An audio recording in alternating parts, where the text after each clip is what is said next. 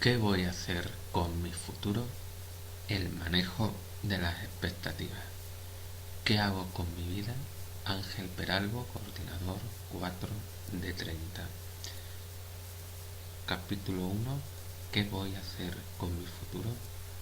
Por Óscar Pérez Cabrero. 1.2. El manejo de las expectativas.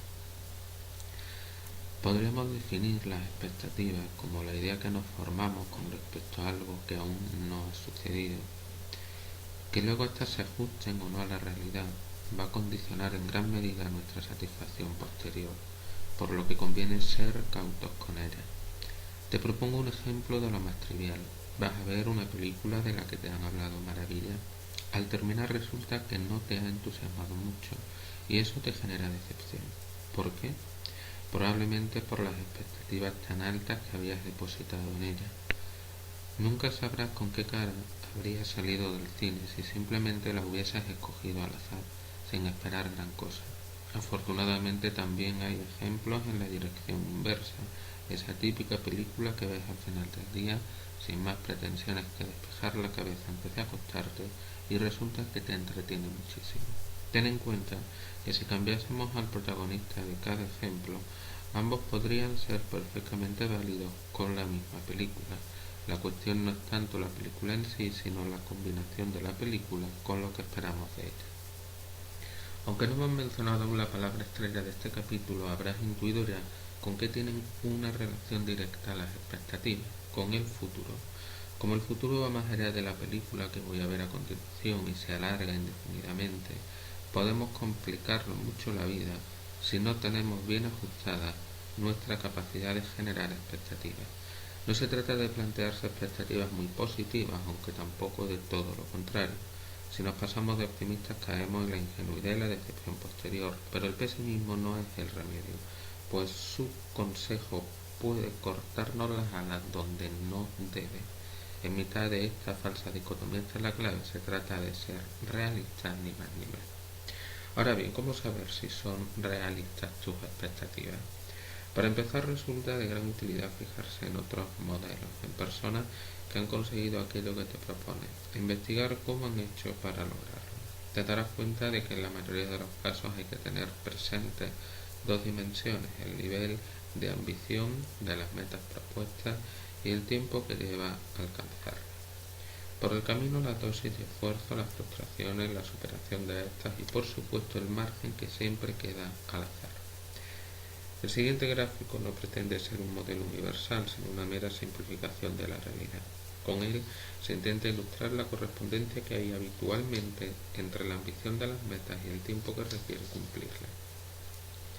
Tal como refleja la imagen, a corto plazo las metas a las que se puede aspirar generalmente van a ser las menos ambiciosas, los pequeños pasos. Sin embargo, no por ello hay que renunciar a cotas más altas. Con tiempo y constancia también pueden ser asequibles.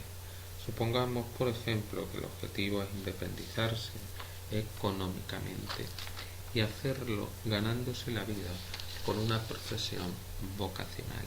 Hay toda una serie de pasos intermedios: acceder a la formación necesaria, superarla, adquirir experiencia, encontrar un trabajo, conseguir una cierta solvencia. Todo esto lleva necesariamente su tiempo. No obstante, conviene ir reconociéndose cada uno de esos logros que se consiguen en el corto plazo en pos de motivarse. Sobre este tema hablaremos largo y tendido en el capítulo 2, organizar y gestionar las responsabilidades de estudio de trabajo. Hablábamos anteriormente de la utilidad que tiene fijarse en otros modelos para calibrar el realismo de nuestras expectativas. Otro aspecto a tener en cuenta a la hora de hacer estas comparaciones son las circunstancias que rodean a cada cual. Si perdemos esto de vista, fácilmente haremos buena la sentencia que dice que las comparaciones son odiosas, teniendo en cuenta que los modelos en los que nos vamos a fijar para esbozar un proyecto vital generalmente van a tener una edad superior a la nuestra. Conviene rescatar el siguiente extracto del Libro Blanco sobre el futuro de Europa. M. Matthias Toribio, Libro Blanco sobre el futuro de Europa, reflexiones y escenarios para la Europa de los 27 en 2025. Comisión Europea, Journal of National Policies of Education, Bruselas 2017. un informe elaborado por la Comisión Europea en el año 2017. Por primera vez desde la Segunda Guerra Mundial existe un riesgo real de que la actual generación de jóvenes adultos acabe teniendo unas condiciones de vida peores que las de sus padres. Europa no puede permitirse perder al grupo de edad más formado que ha tenido nunca y dejar que la desigualdad generacional condene su futuro. Analizar el escenario sociopolítico mundial excede los propósitos de este libro. No digamos ya plantear soluciones a los diversos desafíos que puedan emerger. Pero sí resulta interesante en este punto advertir del error que podemos cometer si a la hora de compararnos con generaciones anteriores lo hacemos de manera superficial. En consulta nos encontramos a menudo con sentimientos de fracaso fruto de comparaciones de este tipo. Quizás al conocer los hitos vitales que tus padres habían superado ya a tu edad, alguna vez te habrás preguntado, ¿qué estoy haciendo mal con mi vida? Me refiero a logros como independizarse, conseguir un trabajo estable o comprar una casa, por ejemplo. Bueno, pues tenemos un mensaje tranquilizador para ti. No tienes por qué estar haciéndolo mal, no seas injusto contigo. A la hora de definir lo que es normal, en el sentido de frecuente habitual, trata de establecer el baremo propio de tu generación. Así, cuando quieras medir tanto tus retos alcanzados como tus aspiraciones futuras, lo harás de manera más justa. Situarse en el contexto actual tampoco debe hacernos perder de vista la lección que nos dejan las generaciones previas. Aunque la situación fuese otra y las posibilidades distintas, hay cosas que nunca cambian. Esfuerzo, constancia, disciplina y demás conceptos que a veces suenan antipáticos son en realidad un denominador común entre generaciones. Por mucho que antes fuese viable comprarse una casa a una edad inferior a la de ahora, eso no significa que la regalase. Y por mucho que antes fuese más fácil acceder a ciertos puestos de trabajo con los estudios básicos, tampoco debemos desmerecer la utilidad de la formación reglada. El caso de Pilar, cuando asoma la impaciencia. Pilar acudió a nosotros en un momento de mucha angustia. A sus 26 años empezaba a agobiarla la sensación de haberse estancado, de no alcanzar sus metas y quedarse rezagada respecto de su entorno. Se sentía muy acomplejada por vivir aún en casa de sus padres y ese complejo se le fue atragantando cuando sus amigos empezaron a independizarse con sus respectivas parejas o a vivir en pisos compartidos con otras amistades. Decía sentirse fracasada y también desesperada. La trayectoria académica de Pilar había sido la siguiente. Estudió un doble grado universitario en Administración y Dirección de Empresas, ADE y Derecho. Al terminar hizo el Master of Business Administration, MBA. Lo primero le llevó 7 años, pues el plan de estudio era de 6 y se demoró otro año más por un bache ya superado durante la carrera. Se me juntaron varias cosas, desde la ruptura con mi pareja hasta dudas sobre si me gustaba lo que estudiaba, que con el tiempo ya se fueron disipando, decía. El máster posterior, que era muy exigente, requería otros 2 años, con lo que ya se le habían juntado 9 años dedicados de manera casi exclusiva a estudiar. En los veranos había ido alternando trabajos de diversa índole, desde monitora de campamento hasta administrativa, pero sin más pretensiones que ganarse un dinero para cubrir sus gastos. En el momento de venir a terapia llevaba un par de meses trabajando para una importante compañía con un contrato de becaria. Era la misma empresa en la que había hecho sus prácticas del máster y estaba satisfecha tanto con el ambiente como con el trabajo que se le asignaba, pero no tanto con su estatus y su salario. Algo que no pasa inadvertido al ojo experto es el discurso de una persona acerca de sí misma. En el caso de Pilar era especialmente sospechoso porque parecía incapaz de mencionar una sola cosa buena que la caracterizase. En un momento dado puse esta hipótesis a prueba y efectivamente así era. Al pedirle explícitamente que se describiese a sí misma por escrito en formato libre y sin matizar más la pregunta, lo que plasmó fue un listado de defectos con alguna tímida mención a su lealtad y a sus seres queridos. La rata entre virtudes y carencias resultaba alarmante y ni siquiera al revelárselo era consciente de su error. Era incapaz de ver que el problema en sí estaba en su manera de juzgarse, y eso que no era la primera vez que lo escuchaba. A partir de ahí, el trabajo con Pilar se fundamentó en dos facetas: reestructurar sus pensamientos con respecto a su trayectoria y enfocarla en sus virtudes y méritos. Para lo primero, trabajaba en corregir su tendencia a sacar las cosas hacia lo negativo. No se trataba de pintarle nada de color de rosa, sino simplemente de un modo más realista. Así, por ejemplo, donde Pilar se juzgaba comparándose con sus padres, lo hacía ciñéndose exclusivamente a terrenos donde la aventajaban, como la edad en el momento de independizarse, en lugar de poner en la balanza su nivel de preparación. Para colmo, le atribuía variables exclusivamente personales, cuando tenía más bien que ver con las diferentes condiciones del mercado en cada momento. Si ponía en el espejo a sus amigas, de nuevo tampoco estaba siendo justa. Ellas habían estudiado carreras más breves, de 4 años que lo habitual, lo que les daba una ventaja de hasta 3 años con respecto a ella. Al preguntarle dónde y cómo estaban ellas en un momento equivalente al suyo, es decir, no con su edad, sino tras haber terminado sus estudios, lo veían claro. La mayoría estaba igual o incluso peor, en el paro. Para el segundo propósito, el relativo a sus virtudes y méritos, además de apoyarnos en lo anterior, también se le pidió a Pilar una tarea extra: que lanzase la misma pregunta que se le hizo a ella, es decir, cómo la describirían esta vez las personas de su entorno, familiares, amistades e incluso colegas del trabajo. Por mucho que achacase las bonitas palabras escritas a la bondad de los demás, no pudo evitar sorprenderse cuando le hice ver dos cosas. La primera es que tampoco callaban las cosas que necesitaba cambiar, con lo que aquello no parecía precisamente un masaje. La segunda es que había una extraordinaria coincidencia en todas las versiones, ya procediesen de sus padres, sus amigas o incluso compañeros de trabajo con los que no tenía tanta relación. ¿Cómo podía explicarse aquello? De ningún modo podemos esperar que una persona cambie su percepción sobre sí misma en un abrir y cerrar de ojos. Pero en este caso lo que ya se había hecho era inocular la semilla para que emergiese esa transformación gradualmente.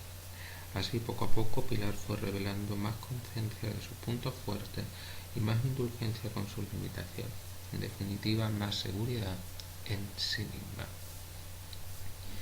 Al final de la intervención, Pilar tenía las ideas más claras y con ello el ánimo despejado. Ella había escogido un camino más largo de lo normal y se encontraba exactamente en el momento en el que esa diferencia se hacía más latente en la transición del mundo académico al laboral. Acceder a sus estudios en la universidad pública ya fue un logro extraordinario por la exigente nota de corte, y su admisión posterior en el máster fue el resultado de su buen rendimiento, más allá de la inversión económica que requirió. La formación tan exclusiva que había adquirido y su nivel de idioma eran el fruto de mucho tiempo, sí, pero también presagiaban un futuro prometedor. Por lo pronto le había caído en gracia en su primer trabajo y era cuestión de tiempo que se le abriesen más puertas allí o fuera a medida que fuese adquiriendo experiencia. El caso de Javi: apuntar más alto de lo necesario. Javi era un recién graduado en farmacia que estaba en vísperas de presentarse a la oposición de acceso a los puestos de farmacéutico interno residente, más conocida por sus siglas FIR, el equivalente al MIR de los médicos. Acudió a nuestro centro tanto por iniciativa suya como de sus padres, quienes eran testigos también del nivel de nervios que le acompañaba desde que empezó a prepararse. Javi había descuidado algunos hábitos con tal de estudiar más horas y se le había agriado el carácter. Aunque había reducido su nivel de contacto social, el poco que tenía empezaba a ser conflictivo en un porcentaje cada vez mayor, y quería echarle el freno a eso. Curiosamente, lo que más le motivaba para cambiar no era tanto su bienestar ni el de sus allegados, sino la medida en que estar alterado pudiese perjudicar su rendimiento en el examen. Esto ya nos iba a dar una pista clave a la hora de enfocar el caso. Javier era capaz de pasar horas hablando sobre el FIR, estaba completamente absorbido por el tema y era perfectamente consciente de ello.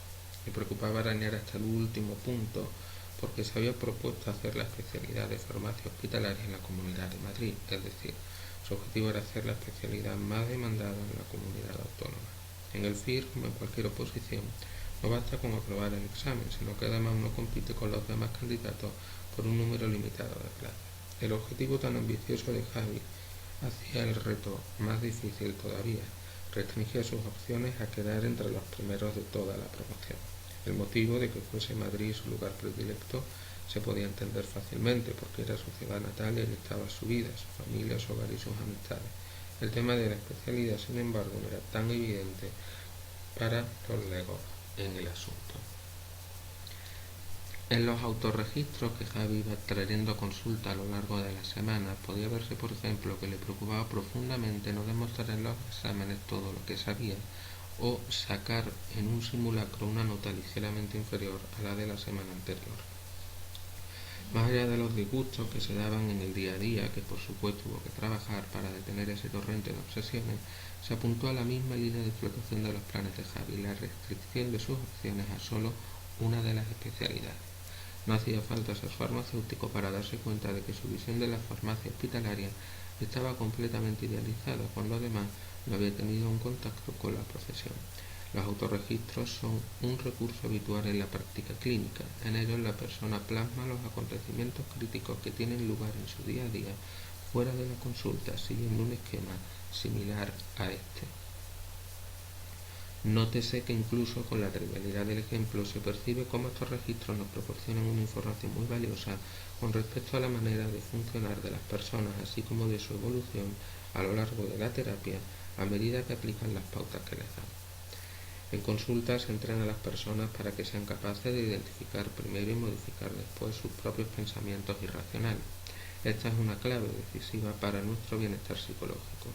Javi tendía a formular las cosas en términos absolutos. Siempre me pasa lo mismo, esto no sirve para nada, y esto es algo que con frecuencia contamina nuestra percepción misma de la realidad.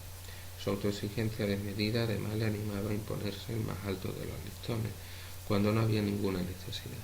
Por último, su manera catastrofista de dibujar un horizonte en el que no sacaba la plaza que él quería, terminaba por acorralarlo en un panorama asfixiante. Todos estos sesgos son tan humanos como inconscientes, por eso entrenarle en su detección ya supuso un avance considerable.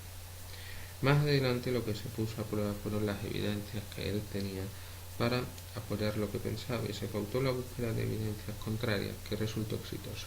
La conclusión a la que llegó Javi es que el FIR abre muchas puertas, pero no cierra ninguna. También que en caso de verse en la situación de sacar plaza, aunque no en la especialidad que prefería, siempre podría renunciar y presentarse de nuevo. Por el contrario, aprender a apreciar la conseguida en lugar de sacrificarse otro año de duro estudio. Era un estudiante muy responsable, muy capaz, al que su expediente lo avalaba, con lo que perfectamente tenía posibilidades de sacar una buena posición en el FIR, pero no podía obligarse a sacar una de las primeras, porque eso escapaba a su control. El desenlace de su historia con el FIR fue así. Efectivamente no logró la plaza que quería, y ante la disyuntiva de hacer farmacia hospitalaria lejos de su familia o análisis clínicos en Madrid, se decantó por una segunda opción que al principio ni contemplaba. En seguimientos posteriores pude comprobar lo feliz que le hacía su primer trabajo como farmacéutico. A modo de resumen, recuerda que cuanto mayores son las metas, mayores dosis de tiempo y esfuerzo requieren. Ármate de ilusión, pero también de paciencia y disciplina. A la hora de abordar objetivos ambiciosos, empieza por descomponerlos en otros más pequeños y céntrate cada vez en el que toque abordar, de paso a paso. Date permiso para renunciar a metas muy exigentes. A menudo suponen sacrificios que simplemente no compensan. Cuando no puedas evitar compararte, revisa al menos tu vara de medir. No pierdas de vista las circunstancias y el momento relativo de cada cual. Ángel Peralbo, coordinador.